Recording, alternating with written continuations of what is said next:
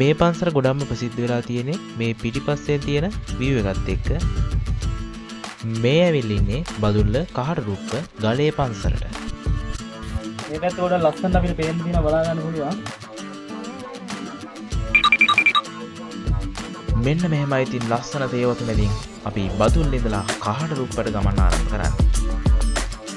බදුල්ලට ඇවිල්ලා අපි පස්සට පාරෙන් හරවලා කහටරුප්පට අපි එන්න ඕනි. සාමාන්‍ය කිලෝමීටර් 20ක් විතර තියෙන මෙතනට සාමාන්‍ය පැයක විතර දුරක්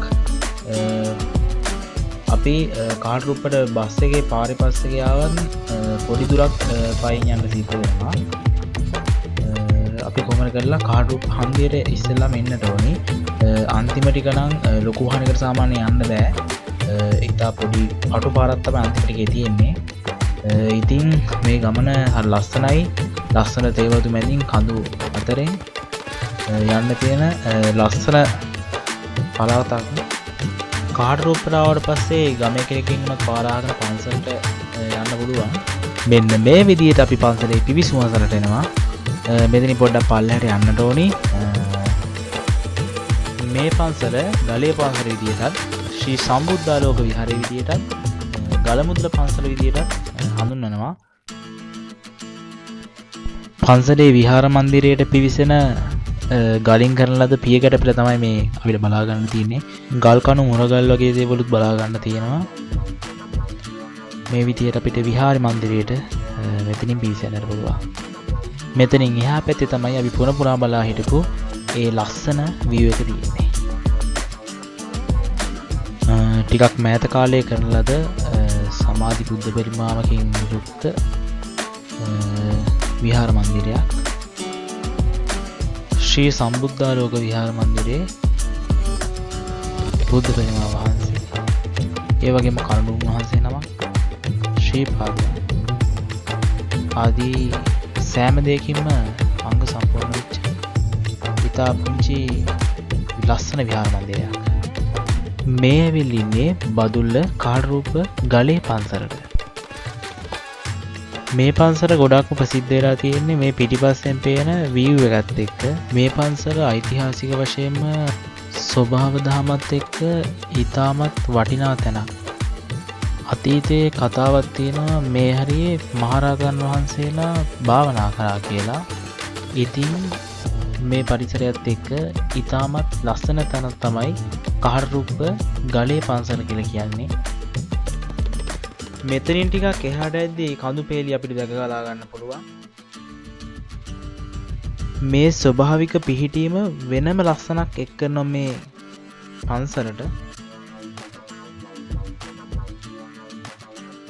මේකත් ගොඩක් ලස්සනට අපිට පේන්න තියෙනවා බලා ගන්න පුළුවන්. ඒ වගේම මේ හැරට එන කට්ටිය එකින් එකට ගල් කැට ගොඩක් තියලා තියෙනවා බලා ගන්න පුළුවන්. අපිත් ගල් කැටයක් තියලා බලමු. අමාරුවෙන් කොහොම හරි ගල් කැටයකුත් තිබ්බා එනවා. ඒ වගේම මේ පන්සලේ හාමුදුරු හදපු පුටුවක් තියෙනවා මේ හැරියේ.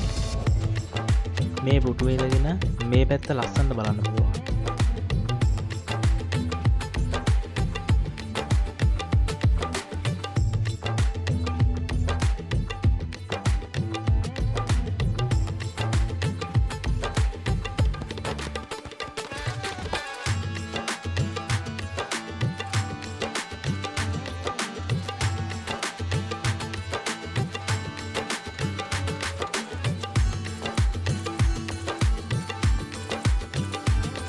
මේ පැත්තෙන් මඩොල් සියමයි, ඒ වගේම එහා පැත්තෙන් කෝණාවල කියන ඒ ගම් දෙක අපිට පේනවා මේ හැරියට. ඉතින් පහළ ඔය ගලාගෙන යන ඔය සද්ද මේ හැරියට හොඳටම ඇහෙනවා. කුලගත් එක්ක මා ලස්සන දර්ශනීය ඇස පීනවන දර්ශනයක් තමයි මේ හැරියට පේන්නේ. පහලින් කුඹුරු වගා කරලා තියෙනවා. ඒත් එක්කම ලස්සන ගම්මානයක් තමයි මේ ප්‍රදේශය.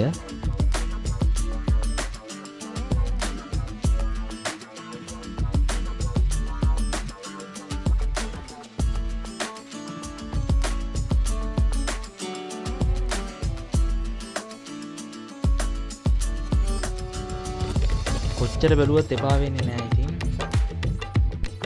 කොළම කොළ පාට ගස් වලින් පිරිච්ච කඳු ටික.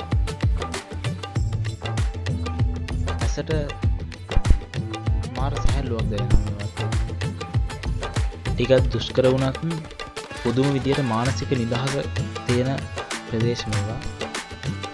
සත්තුන්ට උනත් බය නැතුව ජීවත් වෙන්න පුළුවන්. පාරිසරික වශයෙන් ඊටාම වටිනා ප්‍රදේශයක්. ඉතින් මේවා අපි ඉස්සරහට රැක ගන්නට ඕන. මේ හරියට එන කට්ටිය සමහර වෙලාවට වතුර බෝතල් එහෙම දාලා ගිහලා දින බලා ගන්න පුළුවන්. ඉතින් එහෙම කරන්න හොඳ නෑ. අපි අපේ පරිසරය රැක ගන්නට ඕන. මේ වගේ තැන් ශ්‍රී ලංකාවේ අපිට ගොඩක්ම වටින තැන්. ඉතින් මේ වගේ තැන් අපි පරිස්සම් කර ගන්නට ඕනේ. සමහර දවස්වලට මේ හැරියට මීදුම ආවහම අහසම පල්ලෙහාට ඇවිල් වගේ පේනවා කියලා කට්ටිය මේ ගම්වාසීන් කියනවා. ඉතින් එහෙම වෙන්න පුළුවන්. ඉතින් ලස්සනයි. හවසට එහෙම ඉර බහගෙන යද්දී ඊටම ලස්සනට මේ හැරිය ඇති. මේ ගල් එකතු කරලා දර්ශනීය විදිහට හදපු මේ හැරියේ අපූර්ව නිර්මාණයක් තියෙනවා මේ පොකුණ.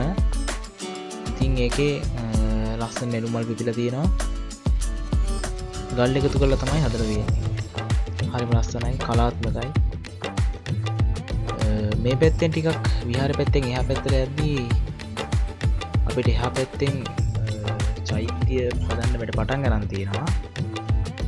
මේ පැත්තේදී විශේෂයෙන්ම උත් නැහැ. ගස් තමයි තියෙන්නේ. ඈතින් පේන ඇති වාරට අර කඳු දෙකක් තියෙනවා. ඉතින් ලස්සනට පේනවා මේ හැරේට කඳු ගැටි දෙකක්.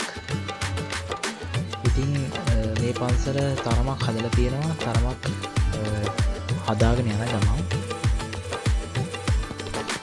මේ හැරිය තමයි චෛත්‍ය නිර්මාණය කරන්නේ. චෛත්‍යයේ වැඩ පටන් ගන්න තියෙන්නේ. ඉතින් ඒ හැරියට ආවත් මේ විදිහට ලස්සනට එහා පැත්ත බලා ගන්න පුළුවන්.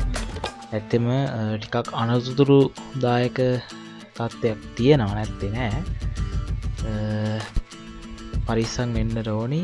මේ වගේ තැන් බලන්න ආවට කමක් නෑ. අයිනෙන් පල්ලෙහාට ඉස්සලා වැටුනොත් ඉතින් උඩට එන්න අමාරුයි. මේ හැරි ඉතින් Tamanට සැහැල්ලුවේ ගත කරන්න පුළුවන් තැනක්. නිල්ල ගැසුණු කඳු යායන එක තැනක ඉඳලා එක පෙළට මේ හරි ඉඳලා එහා පැත්තේ කොනට යනකම් බලා ගන්න පුළුවන්. හරිම ලස්සනයි නේද? මේ විහාරෙත් එක්ක මහා ලස්සනක් තියෙන මේ හැටි.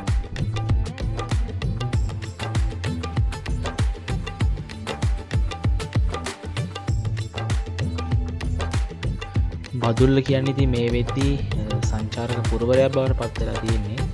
ඉතින් බදුල්ලට ගොඩක් අය මේ හරියට සමහර විට මේ වෙනකොට දන්නේවත් නැතුව ඇති. ගොඩක් අය මේ වගේ view point වලට යනවා. ඉතින් බදුල්ලට එන ඔයාලට ටිකක් කාලේ කැප කරන්න වෙනවා. කිලෝමීටර් 20ක් විතර මේ හැරියට තියෙනවා. හැබැයි ඉතින් බලන්න පුළුවන් ලස්සනම තැන් වලින් එකක් තමයි මේ හැරිය.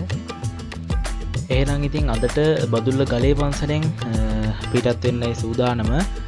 එහෙනම් ඉතින් නැවතත් දවසක තවත් ලස්සන තැනකින් හමුවෙමු. සුබ දවසක්.